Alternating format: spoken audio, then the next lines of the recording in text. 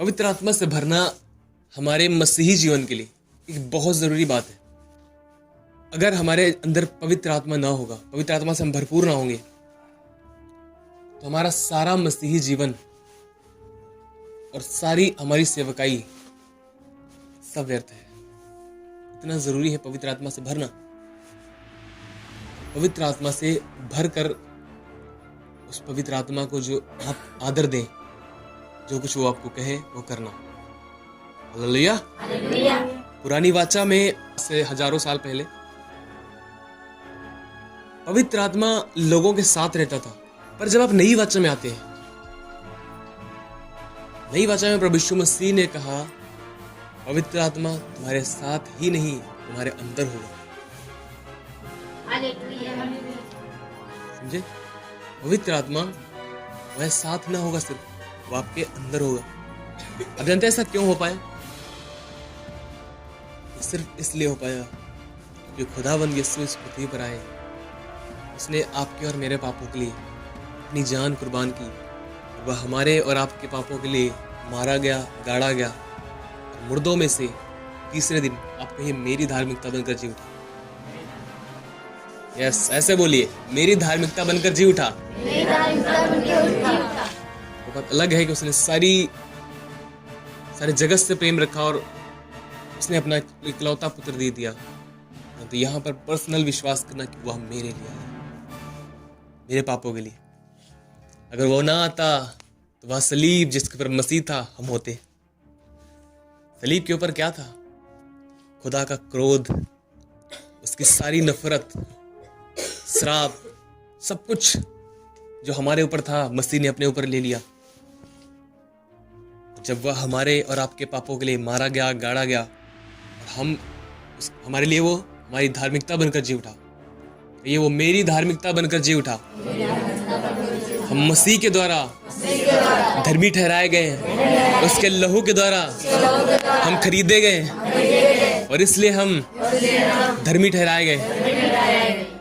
और जब प्रभु यीशु मसीह इस पृथ्वी से उठा लिए गए, मुर्दों में से जी उठने के बाद 40 दिन तक वो चेलों को दिखाई देते रहे, लोगों को दिखाई देते रहे। 500 के करीब लोग थे, उनके बीच में से वो जिंदे आसमान पर उठा लिए गए। उससे पहले कि प्रभु यीशु मसीह मारे गए, गाड़े गए और मुर्दों में से तीसरे दिन जी उठे और ऊपर स्वर्ग में उठा लिए गए, उससे पहले प्रभु यीशु मसीह क्या कहा करते थे? अपने चेलों से प्रभु यीशु मसीह ने कहा, मेरा जाना तुम्हारे लिए भला है। जब मैं जाऊंगा तुम्हारे लिए सहायक भेजूंगा। अगर मैं ना जाऊं तो वह सहायक तुम्हारे पास ना आएगा। नई वाचा में केवल इसलिए आपने पवित्र आत्मा को अपने भीतर पाया है क्योंकि यीशु ने आपको अपना लहू देकर खरीदा और आपको धर्मी ठहराया। इसलिए परमेश्वर ने आपके अंदर पवित्र आत्मा को भेजकर आपके ऊपर छुटकारे के दिन के लिए एक छाप लगाई है। हालेलुया।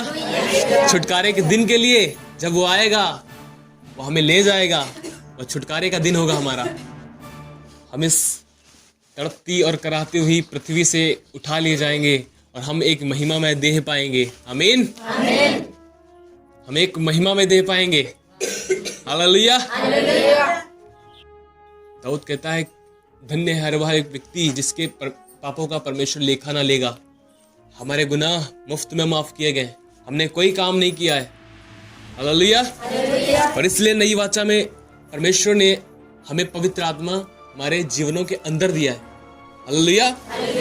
नए नियम में, पुराने नियम में क्या था? जब पवित्र आत्मा कोई विशेष काम करना होता था, कोई, आप देखते हैं जब सिमसोन मारने लोगों को जा रहा था, उस पर लिखा है कि उस पर बल के साथ यहोवा का आत्मा उतरा, एक जबड़े की हड्डी से उसने 1000 लोगों को मार दिया। और बहुत सारे ऐसे काम थे, जब कुछ काम होते थे विशेष कामों के लिए, पवित्र आत्मा इस पृथ्वी उन लोगों के पास आता था, उनके साथ आता था, और वो काम करके फिर वो चला जाता था।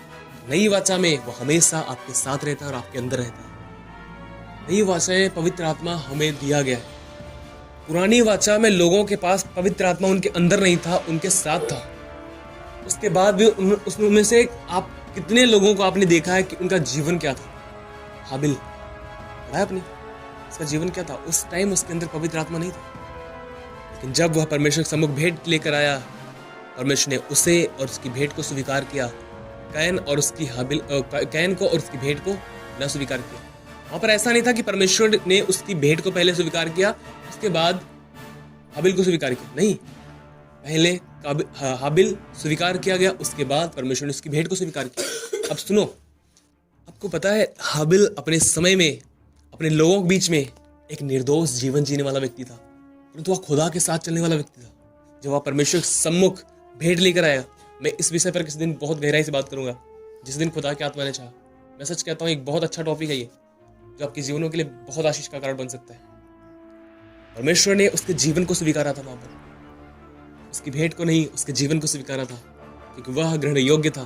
उसके बाद आप देखते हैं और भी कई सारे लोग आए, एक मूसा आया, अब्राहम आया, जिन्होंने खुदा के साथ चलकर किस प्रकार से एक ऐसी धार्मिकता हासिल की। नूह, उसके पास कोई पवित्र शास्त्र नहीं था, एक ऐसे संसार से अपनी चारों तरफ घिरा हुआ था जो पूरी तरह भ्रष्ट और बुराई से भरा हुआ था, फिर भी वह खुदा के साथ चल रहा था।